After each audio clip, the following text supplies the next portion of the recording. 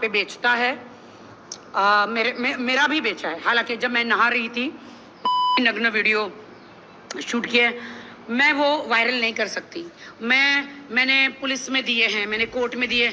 मुझे कितना लज्जा आ रही हो कि एक बॉलीवुड सेलिब्रिटी का पुलिस को देना अपनी वीडियो, क्योंकि उनको मैं प्रूफ नहीं दूंगी तो ऐसे जो जुर्म करने वाले पकड़े कैसे जाएंगे। मैंने इनको दिखाया है, रितेश जी को, कि रितेश जी आप देखिए मैं नहा रही हूँ और पीछे से पूरा वीडियो बना रहा है। और राखी सावंत का वीडियो है। अगला बंदा जो पाकिस्तान से है वो बंदा मुझे कहता है कि अगर तूने आदिल और मेरा पोल खोला तो तू देख ले, तेरे सारी वीडियो वायरल हो जाएगी।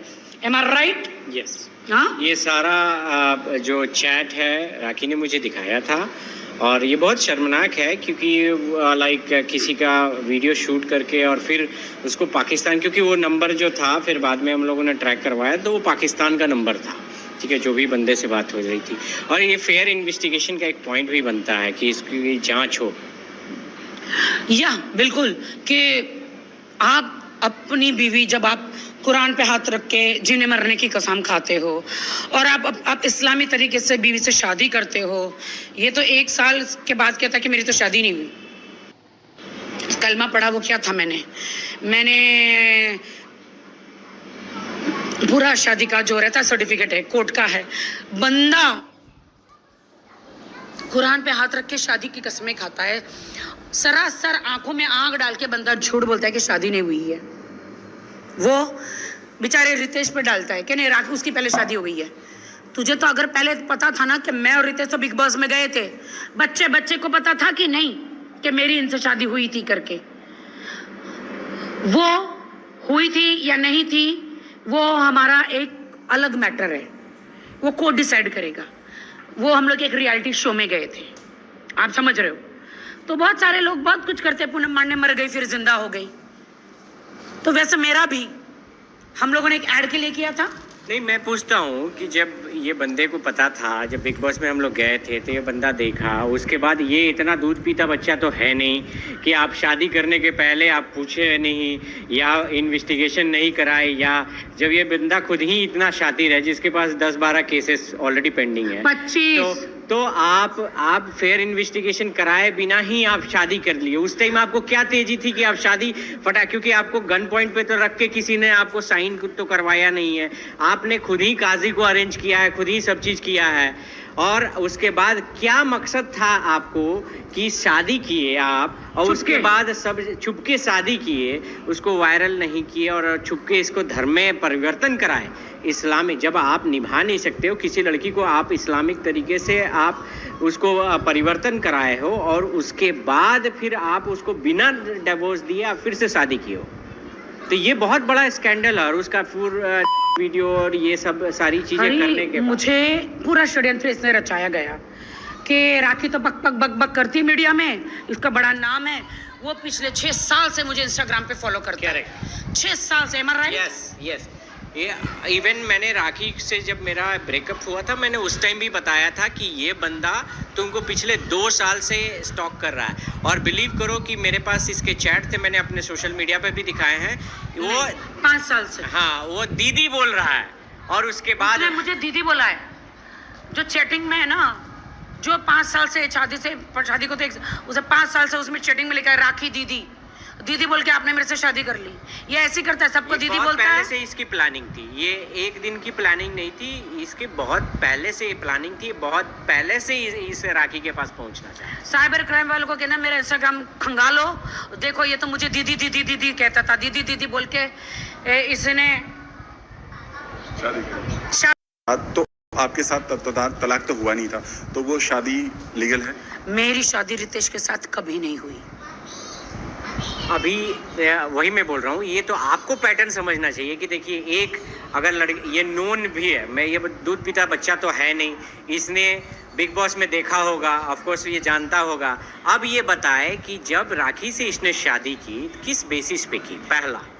दूसरी बात कि राखी से जब इसने कोर्ट मैरिज भी किया है, ठीक है, कोर्ट मैरिज किया है, कोर्ट तो बिना देखे कुछ नहीं करेगा। आप बताइए कि उसके बाद भी रहते हुए भी ये तीसरी लड़की से शादी मेरा किया। वही सवाल था कि ठीक है? जब आपके साथ तो निकाह हुआ है आप- तो थर्ड पर्सन से वो शादी कैसे कर कैसे सकते किया?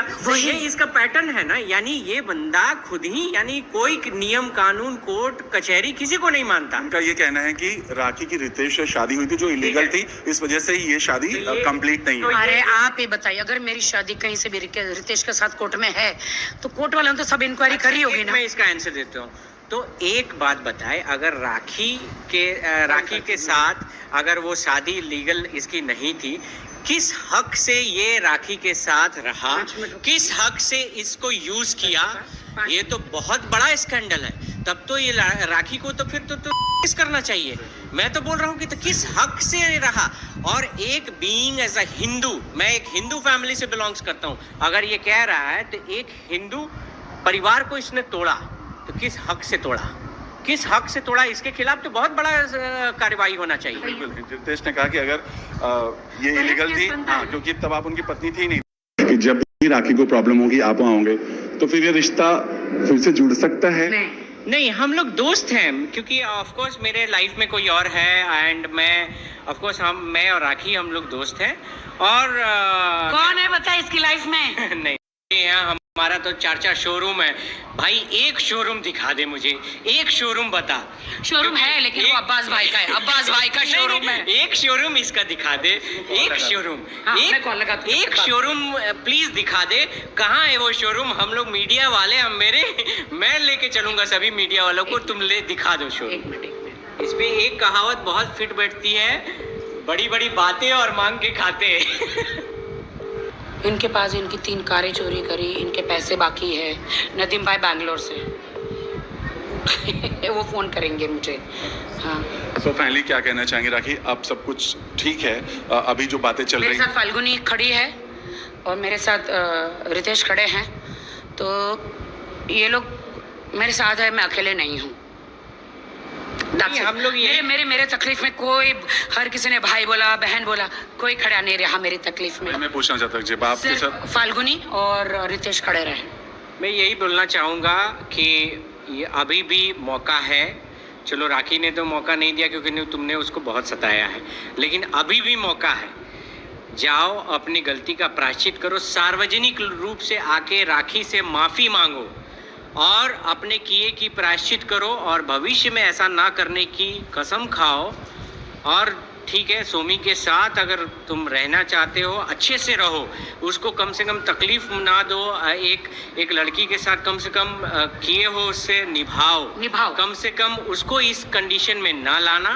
और एक दिन तो- ऐसा ना पता चले कि हाँ, सोमी को मार दिया। क्योंकि कुछ You know? ये सेम कंडीशन उसके साथ मत करना, क्योंकि तुम्हारा ये हैबिट हो चुका है। सोमी ध्यान देना, ये माँ बेटे लोग पीछे से केरोसिन डालते हैं, आग लगा देते हैं और बोलेंगे कि खाना बनाते बनाते पल्लू में आग लगी और जल गई। पहाड़ पर लेके जाएंगे, खाना पीना खिलाएंगे, जूस में कुछ मिला देंगे, धक्का मारेंगे, गिरा देंगे, कहते खुद ही बेहोश होकर गिर के मर गई। बाद में 4वीं 15वीं 50वीं शादी करेंगे दहेज के लिए। इसकी बहुत सारी शादियां हुई है पैसों के लिए।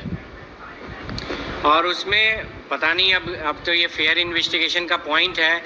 इसकी जो 2 शादियां हुई हैं उसमें जो लाइक 2-3 शादियां जो राखी ने फोटो दिखाया, मीडिया को भी दिखाया है, उसमें उस लड़की का धर्म परिवर्तन कराया गया और सेम चीज राखी के साथ भी रिपीटेड हुआ है। फोन आ गया।